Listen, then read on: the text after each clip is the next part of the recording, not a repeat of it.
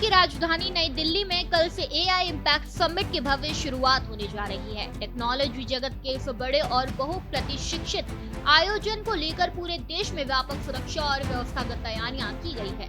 लगभग 2 लाख प्रतिभागियों की संभावित उपस्थिति वाला ये सम्मेलन भारत के लिए तकनीकी और कूटनीति दृष्टि से बेहद महत्वपूर्ण माना जा रहा है।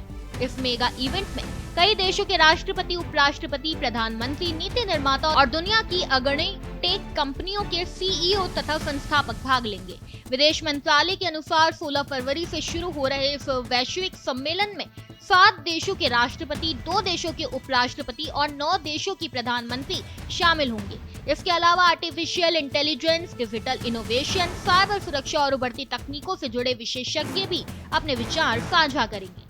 सम्मेलन के दौरान विभिन्न सत्र, पैनल चर्चा, द्विपक्षीय बैठकें और टेक्नोलॉजी प्रदर्शनी आयोजित की जाएगी, जिनमें एआई के भविष्य, डेटा गवर्नेंस, एथिक्स और वैश्विक सहयोग जैसे विषयों पर मंथन होगा।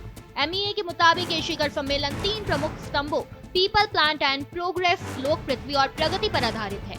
इसका उद्देश्य एआई को मानव केंद्रित बनाना, पर्यावरणीय चुनौतियों के समाधान में तकनीक की भूमिका को बढ़ाना और समावेशी विकास को गति देना है। भारत इस मंच के माध्यम से संदेश देना चाहता है कि एआई का उपयोग केवल आर्थिक प्रगति के लिए ही नहीं बल्कि सामाजिक कल्याण और सतत विकास के लिए भी किया जाना चाहिए।